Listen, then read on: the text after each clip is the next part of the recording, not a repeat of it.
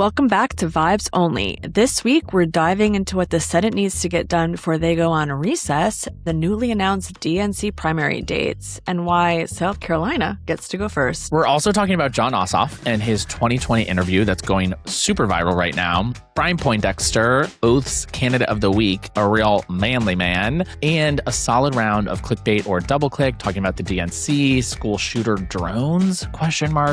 And the Kaitlan Collins versus Trump fight. We have a lot to cover, and we're glad you're here. Let's get into it. Glennis, are you locked in? To what? The election. Oh. People are locked in. Let me tell you, it is less than 100 days to go, and we are feeling the crunch. We are feeling the crunch, and I need you to help me out because I feel a little wayward. I'm not as locked in as I typically am. I saw all over my feed 2 days ago, 100 days. And it's like, okay, cool. What's up? So should we get into it? We got to get into it. I am dialed. 211? 211. I have my sleeping bag in my office. It's midterm season, baby. Wait, I was catching up with my friend this weekend who also worked on the Hill at the same time as me. She used to have to wake up her congressman. He slept in the office, and part of her job was to wake him up. There was a period of time where that was considered normal, trendy, like that you were ultra thrifty because you were going to sleep in your office or whatever. And then it was on either the West Wing or Veep. I'm not doing that. Anyway.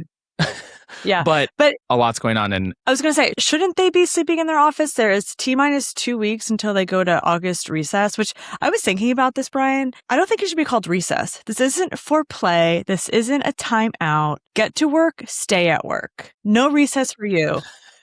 District time, DC time is, I think, how most electeds think about it. But yeah, people hear recess and they're always like, you get so much paid time off. They should be working. They should be hosting town halls. They should be talking to their constituents. But let's talk about what's on the agenda for the next 2 weeks. What are the Republicans trying to get done? What's going to get done? What's not going to get done?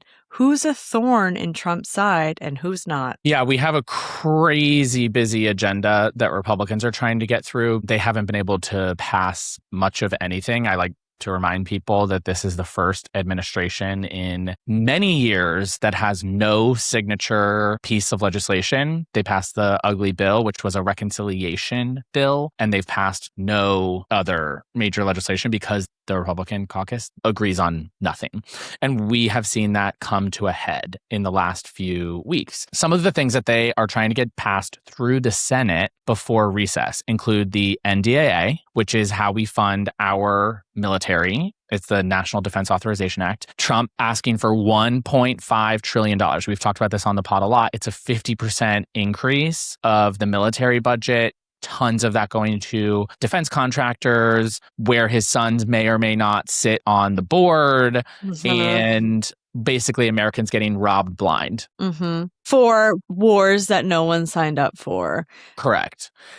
I did some quick back of the envelope math, and the U.S. is spending roughly $1,200 for every man, woman, and child to bomb Iran. And Iraq. Did you hear the news this morning? That we bombed Iraq? Okay, I heard it in the shower this morning that Iran did a sneak attack on some military bases, and then we decided to then engage with warfare with Iraq. I knew the first part of that. So Iran did launch a attempt at a surprise attack at U.S. air bases in Jordan. It was not successful. We intercepted all of the missiles, but I have not heard that there was some sort of counterstrike in Iraq. Yeah, U.S. Saudi bomb Iran-backed militant bases in Iraq after drone attacks. So I'm in the shower and I'm like, what is this, like Fallujah 2004? Like, what is going on? I'm just imagining you're in the shower and your husband is like whispering, we bombed Iraq. Like, who's telling you that while you're in the shower? You're listening to the radio? What's happening? My morning routine is I wake up. This is why I'm so butt clenched all the time. The first thing I put on, NPR. Okay. That's like why. Live or the podcast?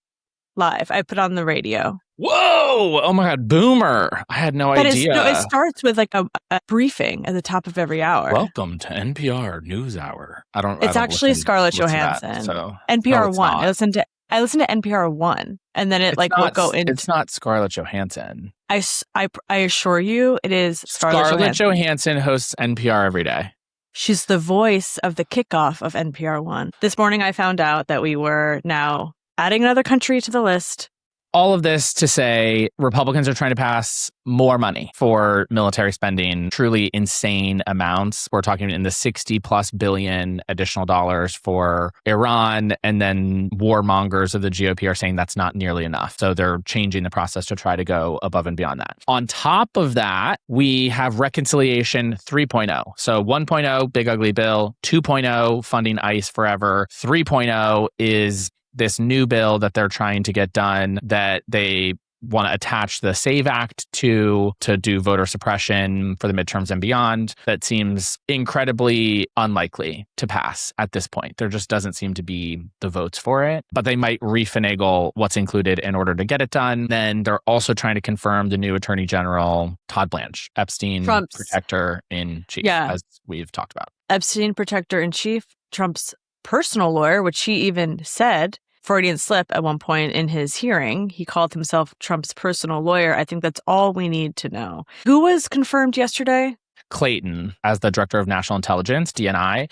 This is Tulsi Gabbard's old slot. Trump had put in Bill Pulte, who's commonly referred to as his attack dog, who has no qualifications, has never worked in national security, knows nothing about the subject matters that pertain to DNI. It's interesting. Trump seems to be pursuing this new strategy where he puts in temporary people as like interim or acting cabinet slot or appointment. That person comes in with a sledgehammer when normally someone in an interim or acting role is just trying to like keep the train on the tracks, make sure nothing crazy goes on until someone's confirmed. No, he came in, he's done 3 rounds of mass layoffs, and he's trying to gut everyone in the department who could potentially be a roadblock to extreme partisan attacks and activity in the department.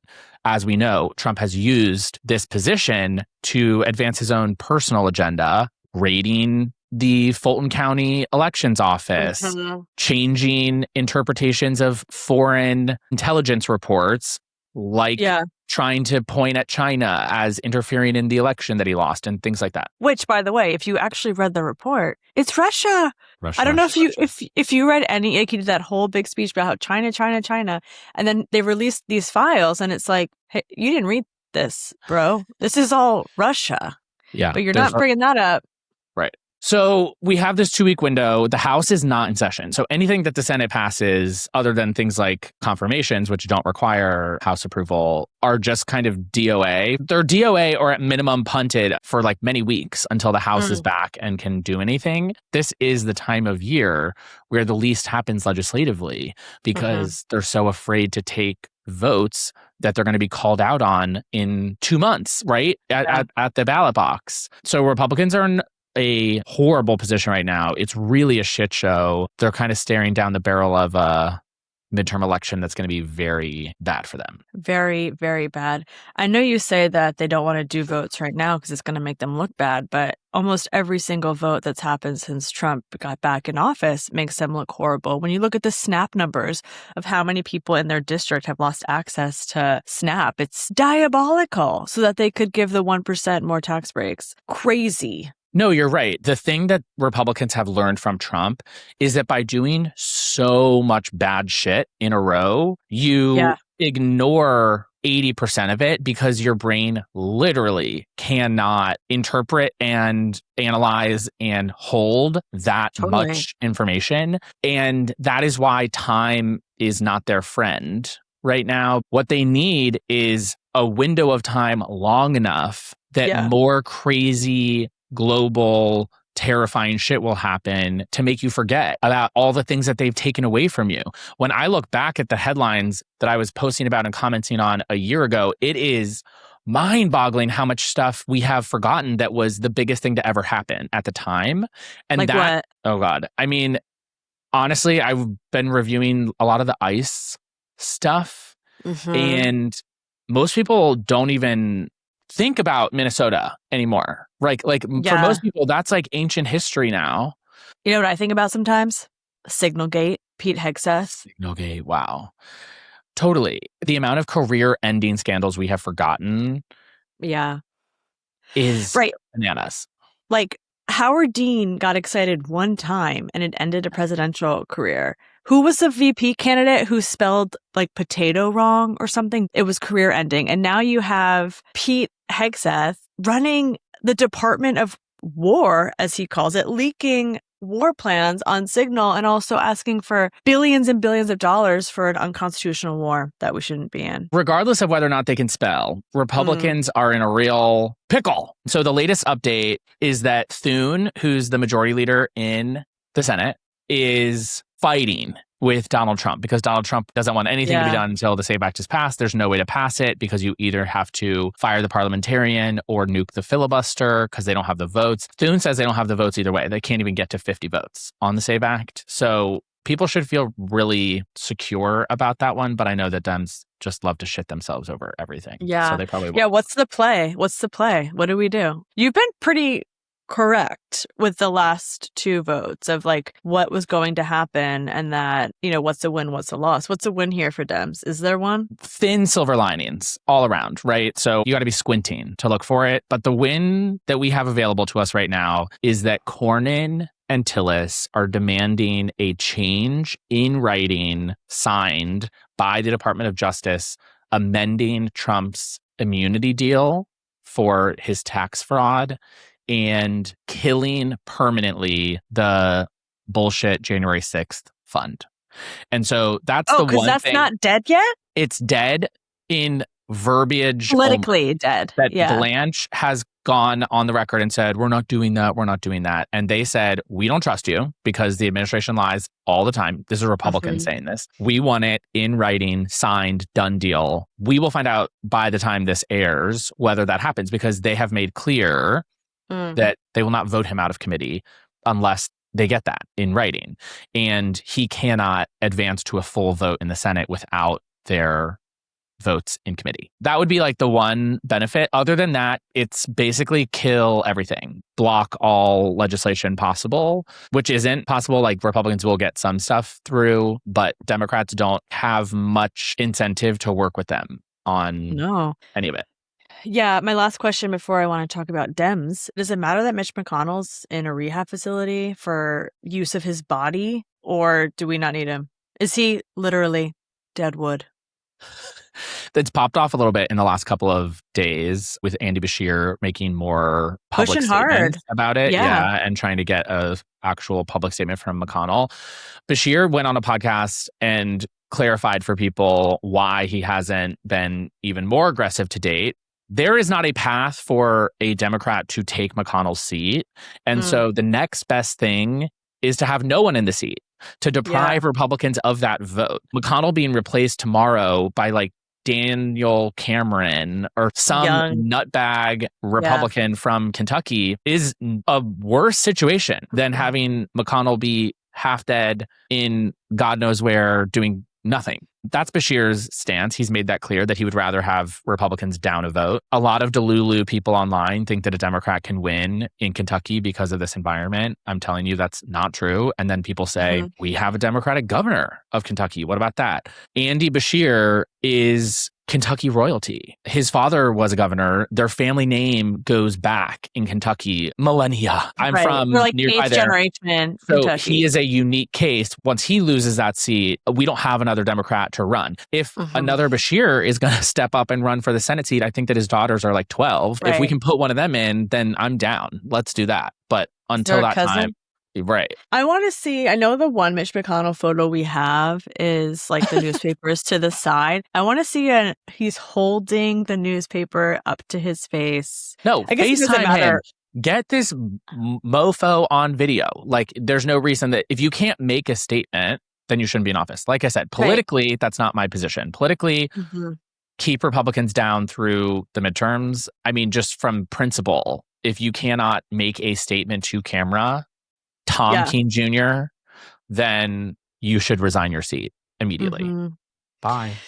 Bye. Okay, let's pivot to Democrats, shall we? What I want to talk about first is the new calendar that we're going to have. We've started to microdose the conversation of 28, the presidential primary, what that's going to look like and what that means for our base. But the DNC has just made some formal decision on who votes first. We have a new calendar. Shall I read it to you?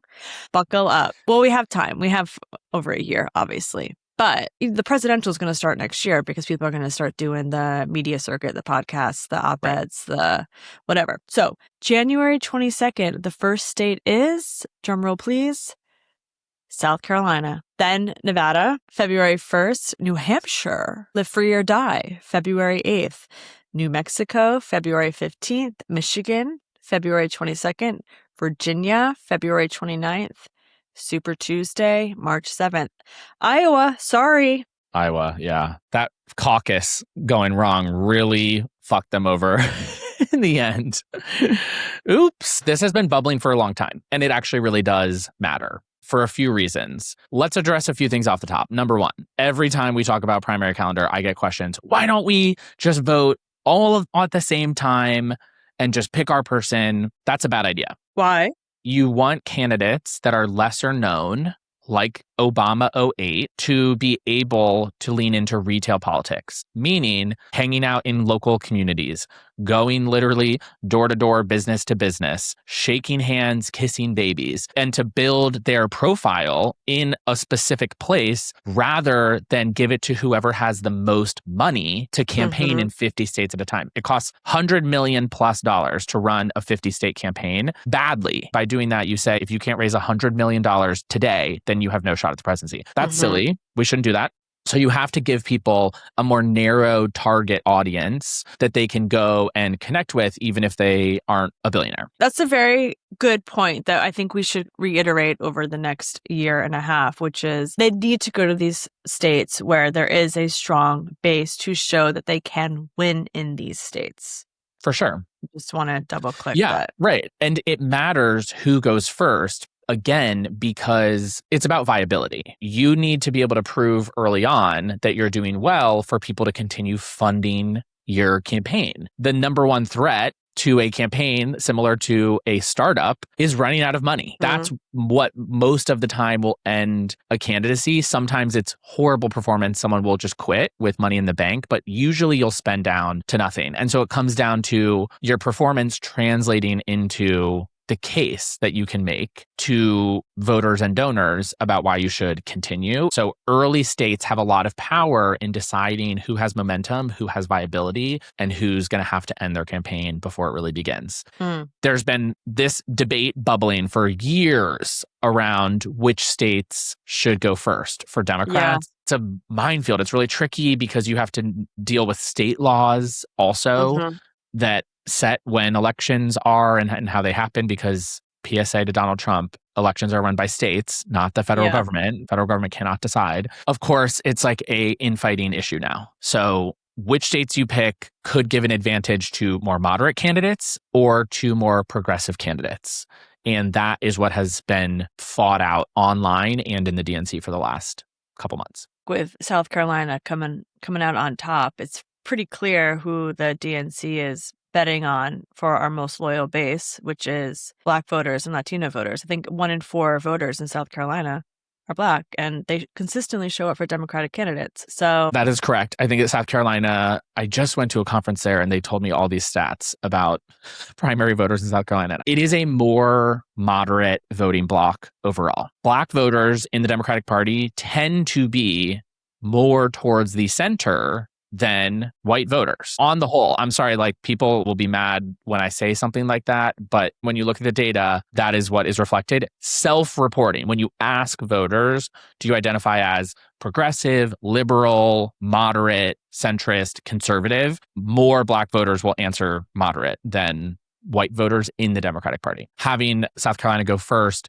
could end up giving a leg up to a candidate that appeals to the middle. Yeah. Let's see. Only time will tell. The first states matter a lot, but remember that we're right now more than 18 months away from the first primary ballot being cast. in the 2028 primary. Next year's shadow primary will matter a lot more. The podcast circuit of what candidates are up and down and how it impacts their fundraising for all of calendar year 2027 also matters a lot. Their ability to build a platform for themselves in a new media environment where the ability to generate news is more important than your ability to react to the news.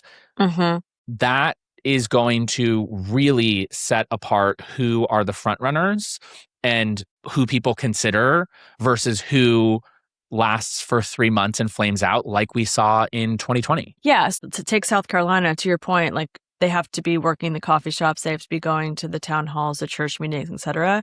And the candidates are going to have a very robust communications arm that is filming those conversations, that is putting that online, that is putting them at a microphone with one of the more prominent Southern podcasters. So it's going to be a whole new media environment for this presidential. I think we definitely saw a huge chunk of that for the last presidential. Everyone came off of that saying, who's the Joe Rogan of the left? I think we've talked about this quite a bit. I don't think there is one. But yeah, buckle up. Candidates going in and considering a run in 28, you should accept that virality is part of the gig. And the question is whether you're going to be in the driver's seat of your own virality.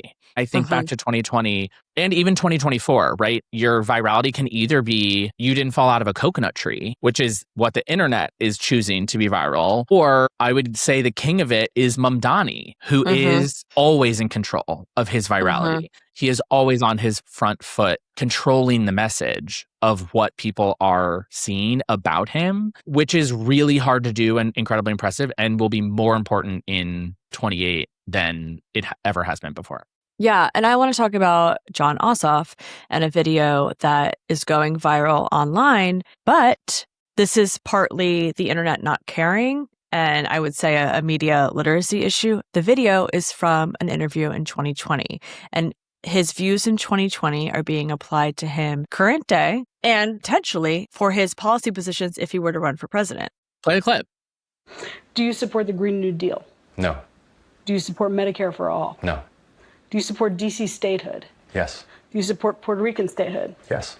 Do you support defunding the police? No. Do you support abolishing ICE? No.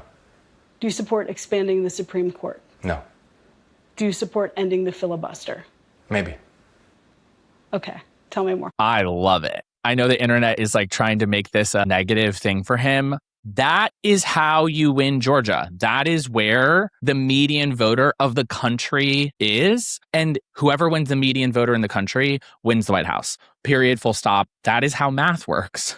I'm hyped by that. And I hope that our 2028 candidate can answer with such clarity about their positions, because I actually think that matters to people potentially more than the answer to at least some of those is the fact that he has no equivocation. He doesn't need to say, oh, well, in 10% of cases, like actually, well, it's more complicated. He's so direct with it. Oh, I'm here for it. I think that the internet's bananas. I agree with you that candidates need to have a very strong spine. We saw it with Mallory McMorrow. She didn't stand for a single thing really firmly, and therefore she was pushed out of the Michigan primary. My bigger issue, or my eye on that video, is more around, this is a video from 2020. So if you're on his team, you're thinking, oh, are his answers the exact same right now? And if not, how do we contextualize any change? Say we were in the presidential, he was a candidate, and that video was viral right in that day. All of a sudden, people online, whether or not, to your point, they fully matter as voters. I mean, everyone, if you're a voter, you matter, but about who really shows up to vote, are causing a huge stink, and you lose control of that virality. You as a candidate have to stitch yourself, right? Or you have to say, okay, here's where I stand on these issues today. My answers are exactly the same, and here's why.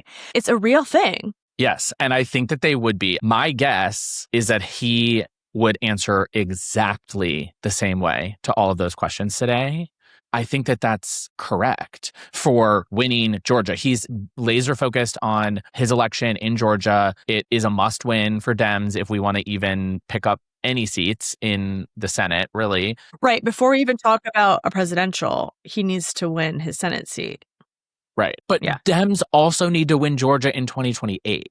And that's Right. sort of my point. I'm all for people being hyped by the policies that they support, but also you have to crack the code of how you elect someone in a Georgia, a Nevada, an Arizona, a North Carolina, Wisconsin, Michigan, Pennsylvania, who says yes to all of those questions, if that is where you stand. Mm-hmm. And that is what has yet to really be proven out, is that a Democrat can say yes to all of those things and win where we have to win. Fetterman is most frequently referenced as the example. Obviously, we know that he completely fell off and is a disaster.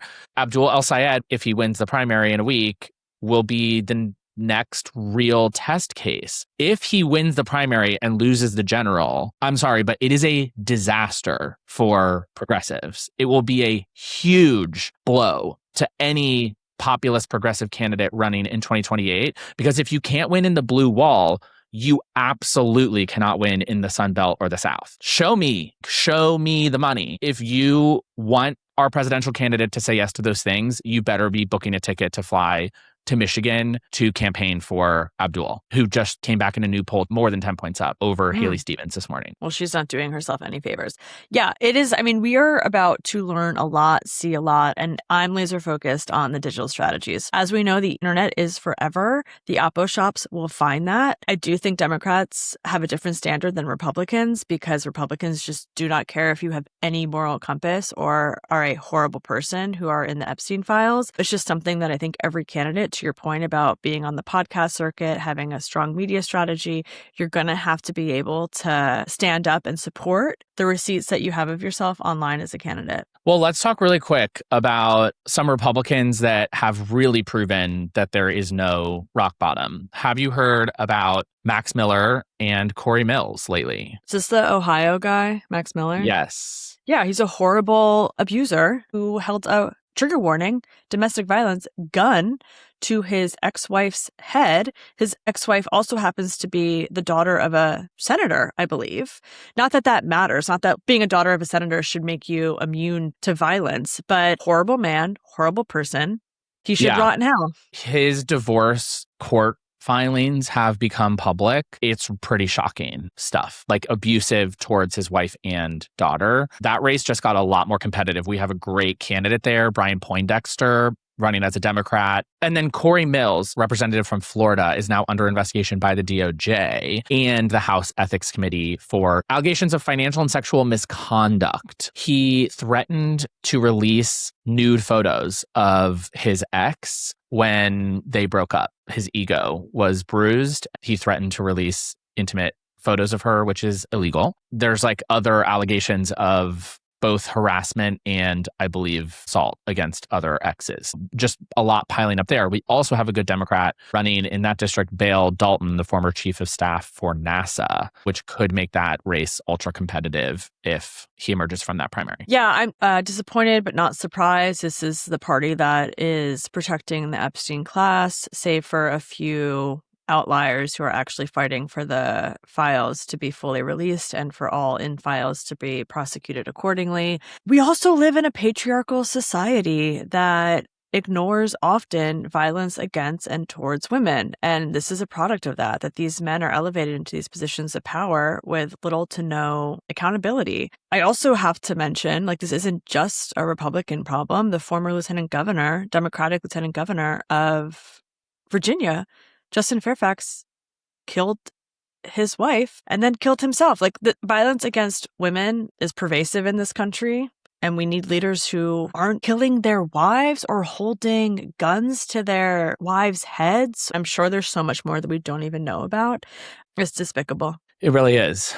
Okay, so running against Max Miller, abuser and dirtbag, is Brian Poindexter, who is from Ohio, go Bucks. He's a union iron worker, a labor guy. He was identified to oath by the League of Labor Voters way back during the primary, and we've been watching the race really closely as it's gotten more and more competitive. He's a guy's guy. There's a whole profile on him that people can go look up, the return of masculinity to the Democratic Party and how he can be a guy that breaks the mold of the manosphere. and how you can still be pro women and pro human rights and a dude, a straight guy, a bro. He's a leader in his union. He's been working hourly wage jobs as an iron worker since he was 18 years old. He gets it, and I think will really resonate with a lot of people who traditionally vote Republican. Then he also stepped up during the first Trump administration to run for city council and has served on his local city council in a place that is deep Trump country. He's a really great candidate. He is our oath candidate of the week. If you're not picking up on that yet, Brian Poindexter has an awesome profile to flip that district and get a literal abuser out of office. Check him out on Oath. Whenever I hear these stories about these abusers, these people in office, we can't forget we the American people are paying for their life. So, should we do some clickbait or double click, Brian? There's a lot in the news, and I think a lot of it is kind of worth talking about. I'm going to start with a doozy that made the rounds. So I'm curious to hear your thoughts on this one. New York Times. Inside the phone-throwing drama at the troubled, Baroque Democratic Party. Troubled, clickbait, broke, double click. So the piece that you're referencing, I have read, and the drama around Ken Martin is mostly clickbait. Everybody has an opinion about the DNC. It's like an asshole. So it doesn't really matter what your opinions of the DNC are at the end of the day. What does matter is whether the DNC can write checks. The DNC currently being ultimately $2 million in debt rather than having the $127 million cash on hand that Republicans have in the RNC is a big deal and is going to impact Senate races and House races that would ordinarily rely on some money coming from the DNC to the D-Trip or DS or whatever. So half and half. What do you say?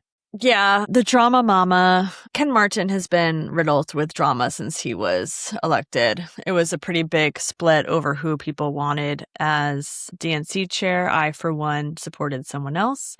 It's a tough job, and I don't think he was the guy for it. But to your point about the money of it all, we started the episode talking about the importance of having real money in order to be a candidate. And the DNC is a huge part of that infrastructure. And if you're not raising the money, where is it? Who's raising it?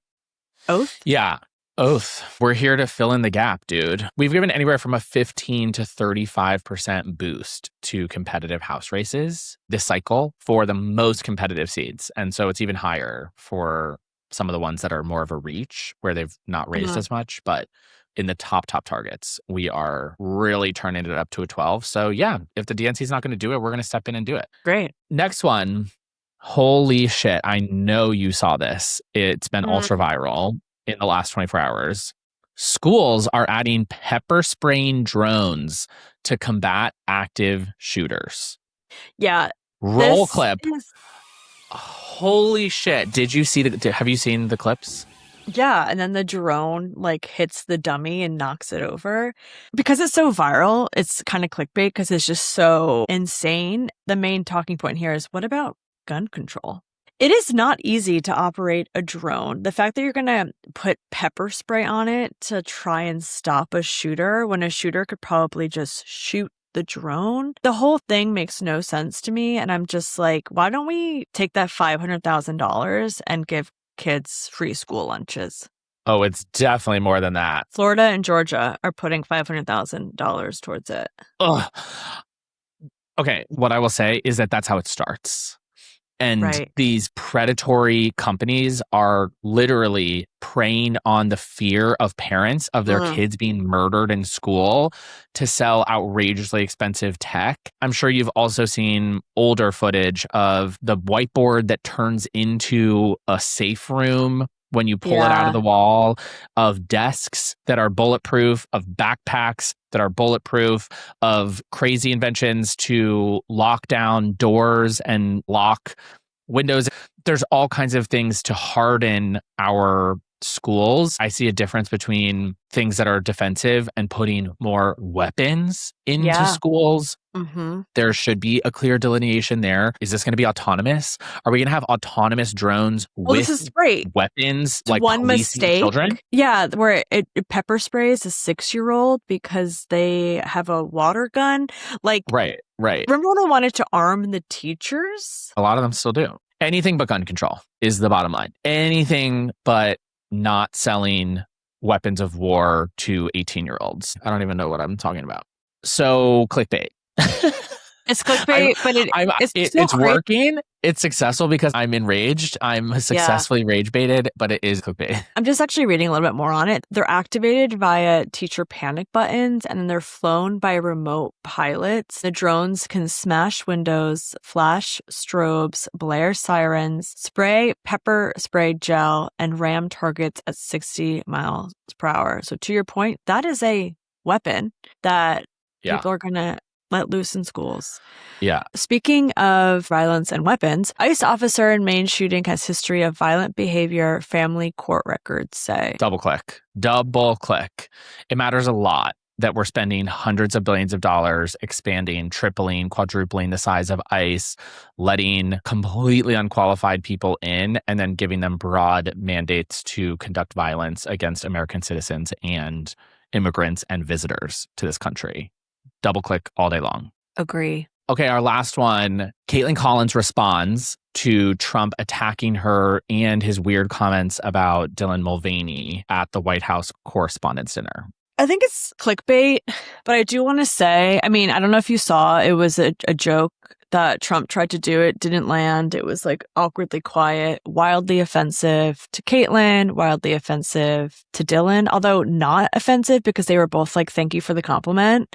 And Dylan had an excellent video on it. I don't know if you saw it, but it was great. Everyone should watch it. It was such a great response. She's amazing. And Kaitlan just posted a Roosevelt quote. Like, I don't know the exact quote, but Trump is such a fucking loser. This was that. And he prides himself off of attacking other people, and it didn't land. He looks so weak and feeble. And she's unbaitable. It's incredible. Name a more patient human in the world. I cannot. Than Kaitlan? She's than Kaitlan Collins. She's amazing. Understandably, anybody would be ready to pop off about all of the crazy, nasty shit that he says to her, a very highly credentialed, award-winning journalist, and she doesn't. And she gave a great interview about it.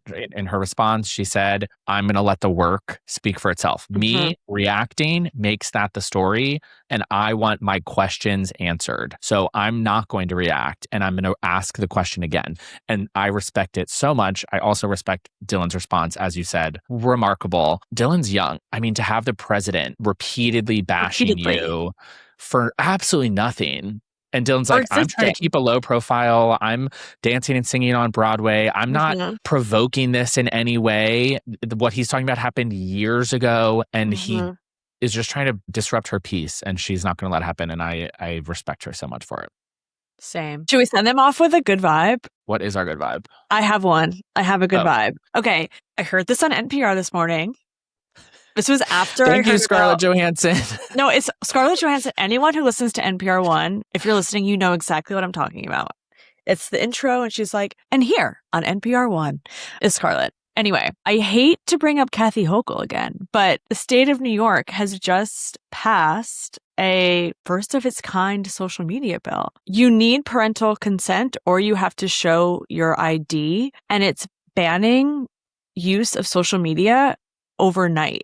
So from midnight to 6 a.m., notifications on your cell phone for under 18s without parental consent is banned. So you can't get alerted, because I guess kids are waking up in the middle of the night getting alerts, and that's like so bad for their development. Health. Yeah. And the algorithm is now not on their feeds anymore. So if you're a kid and you have a cell phone, you still keep full access to the content that you subscribe to, your chronological feed. But this law, I don't know how the tech does it. It's like banning the algorithm on your phone under the age of 18. I've seen it on kids' phones. The AI slop that is in their algorithm, it is crazy. It is literally crazy AI microdrama slop talking about fake news. I like this. This is a good vibe. Yeah, it comes into effect January 25th, 2027. So there's some time to I think work it all out. But I figure it out this morning, and I was like, you know what? This is really good. Really good.